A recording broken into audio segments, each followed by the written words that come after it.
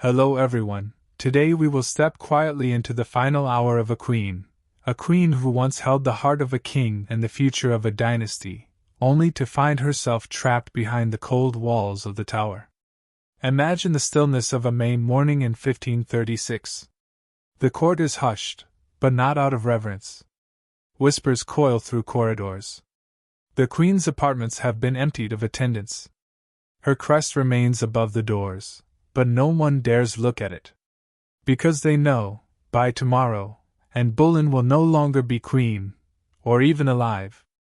Before we get started on this story, please take a moment to like the video and subscribe, but only if you really like what I do here. And once we've reached the end, I'd love to hear what you think. Was Anne guilty of ambition, or simply of being a woman ahead of her time? The signs had been creeping in for months. First came the silence. Letters from her father Thomas Boleyn, once frequent, had grown rare and stilted. Then the sideways glances in court. Ladies who once admired her dresses now turned their heads. Even her brother George, witty and confident, had begun walking with heavier steps. Anne had always known power was fickle, but she hadn't expected the tide to turn so fast. She had given England a queen with opinions. A queen who read Latin, who debated with bishops, who dared to argue with Henry himself. For a time, he had found that thrilling. Now, not so much. The failure to produce a male heir, the heir, was the whisper behind every smile she received. Elizabeth, her daughter, was healthy, clever, but a girl. Not enough for a throne surrounded by foreign threats and hungry noblemen.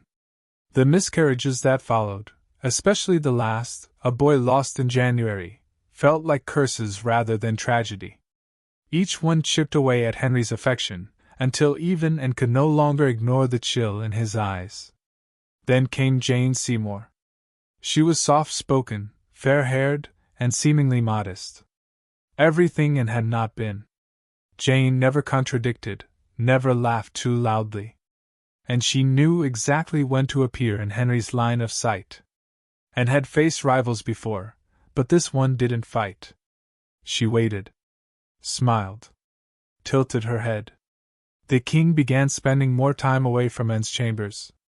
He stopped visiting Elizabeth. His letters grew terse. The signs weren't subtle, they were thunderclaps. On April 30th, everything snapped. A musician in her household, Mark Smeaton, was arrested and taken to the Tower. No warning. No explanation. When Anne asked, no one answered. Then, on May 2nd, she herself was summoned to appear before the King's Council. When she arrived, they did not even look her in the eyes. The charges?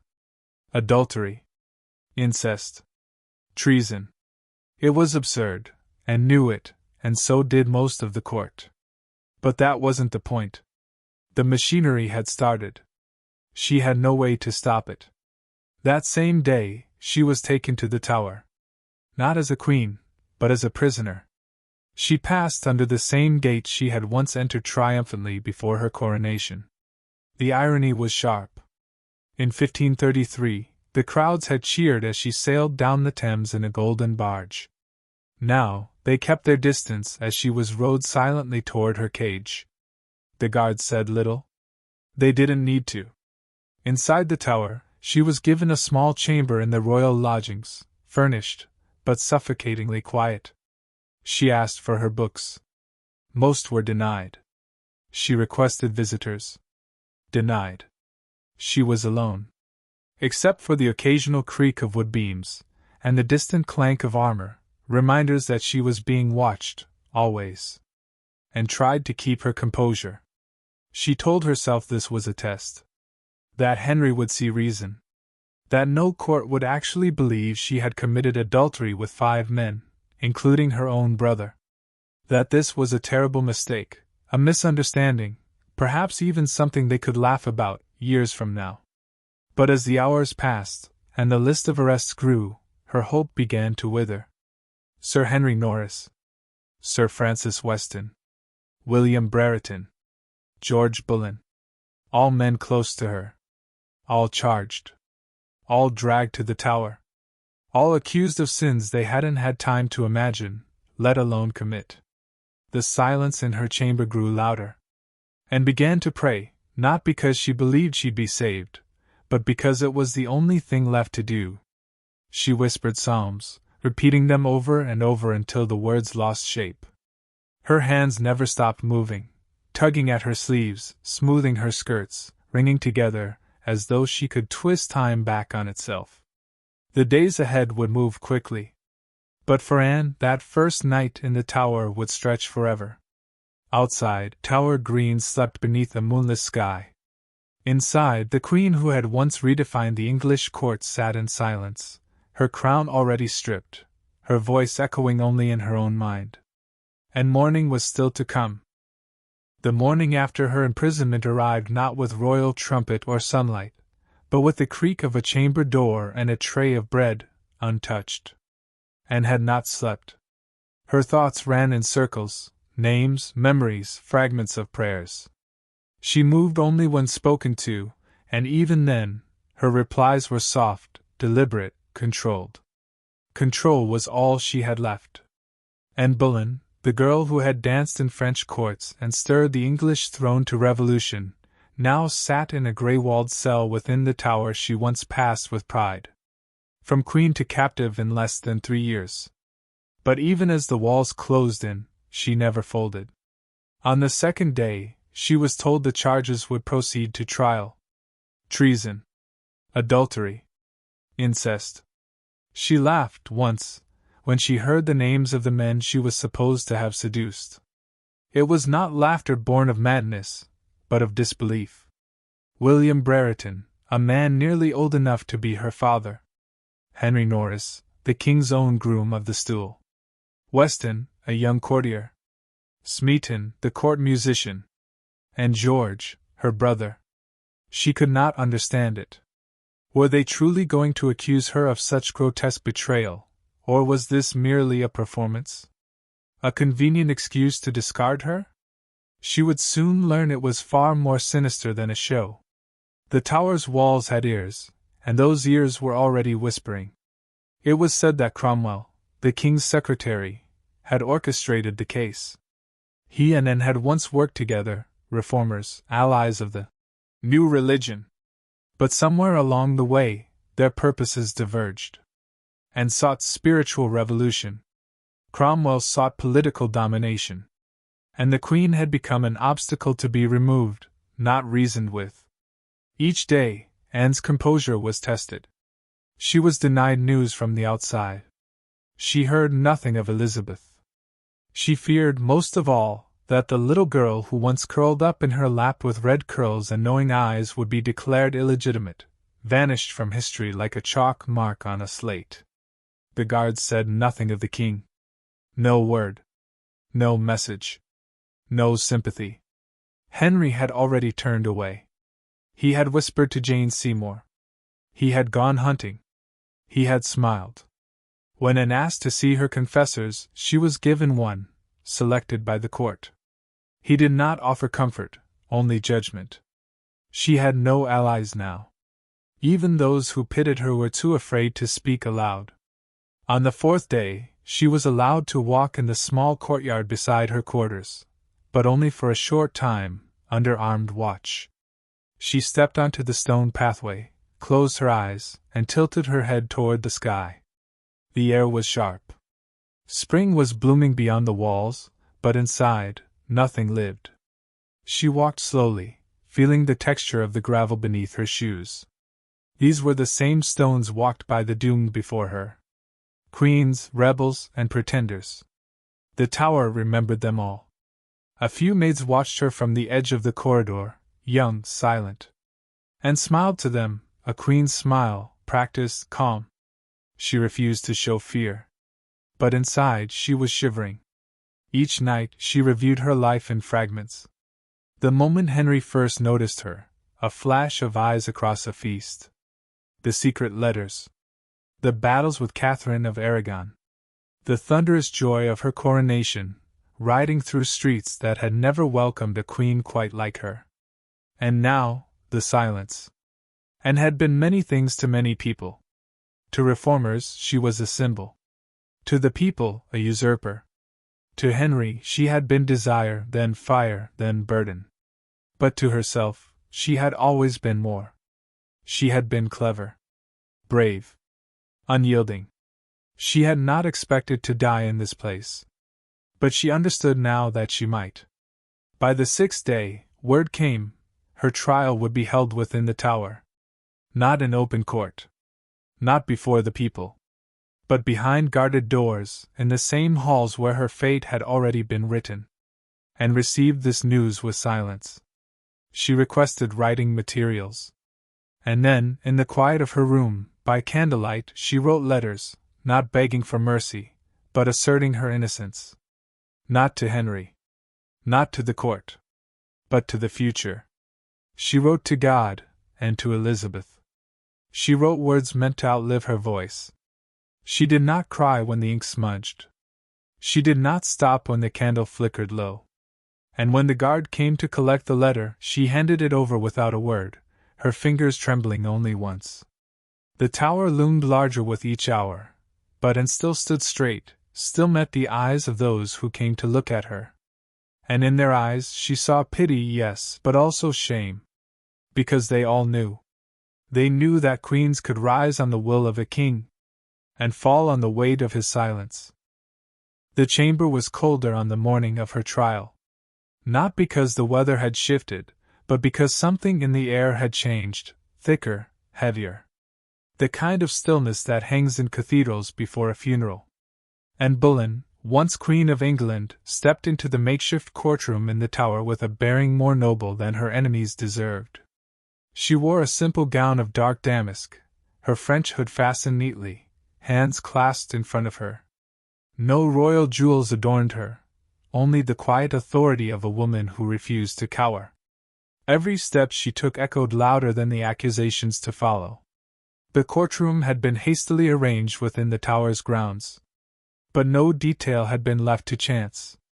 Her judges were not impartial, they were handpicked. Nobles who owed favors, feared disgrace, or sought advancement. And presiding above them all was her own uncle, the Duke of Norfolk, seated as Lord High Steward. Even he could not meet her eyes. And stood alone before them, with no defense counsel, no trusted advocate.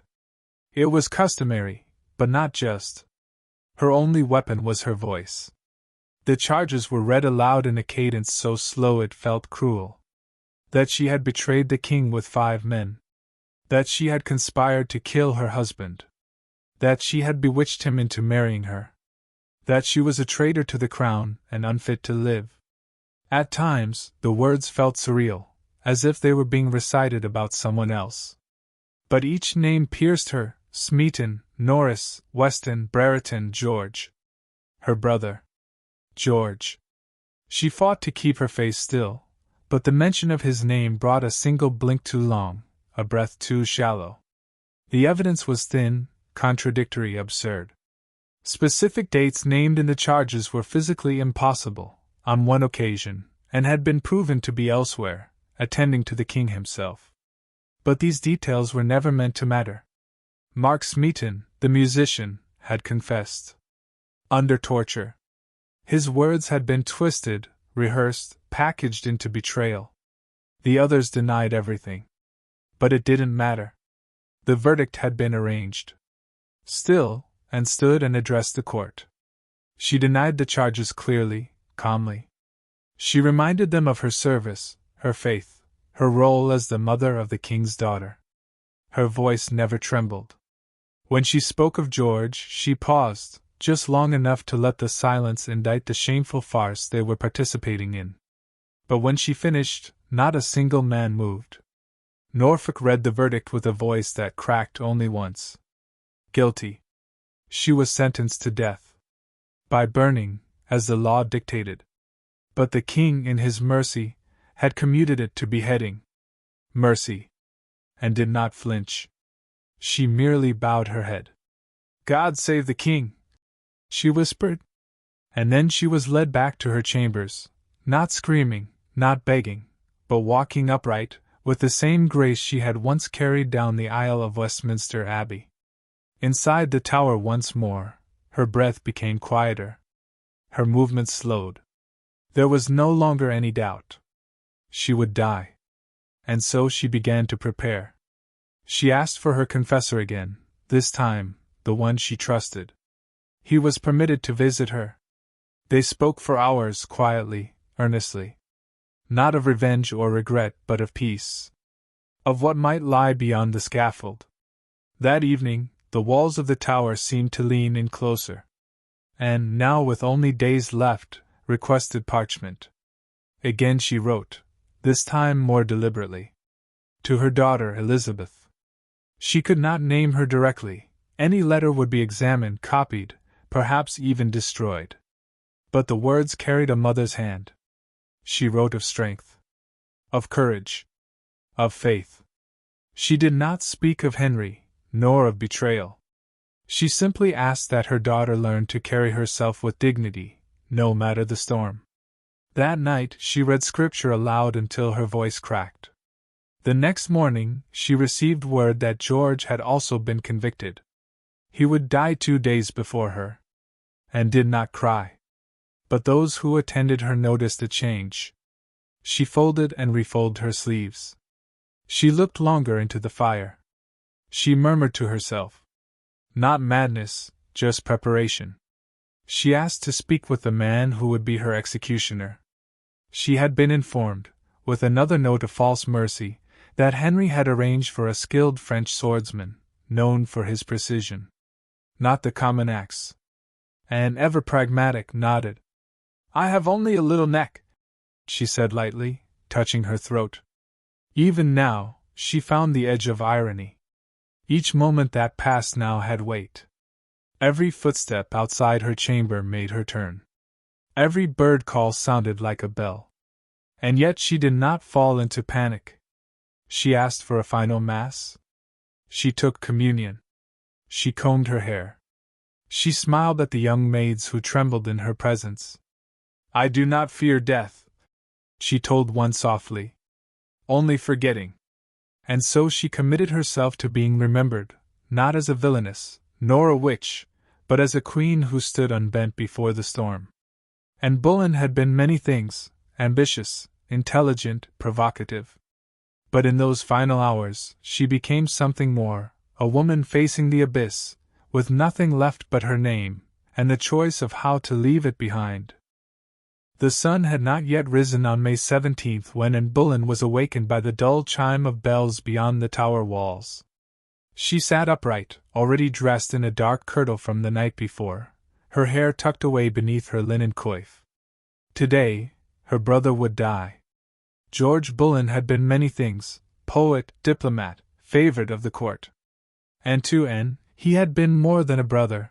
He was her mirror, her protector, her equal in wit and ambition. They had risen together, and now would fall in sequence. She was not permitted to see him. But she heard the drumbeat from her window.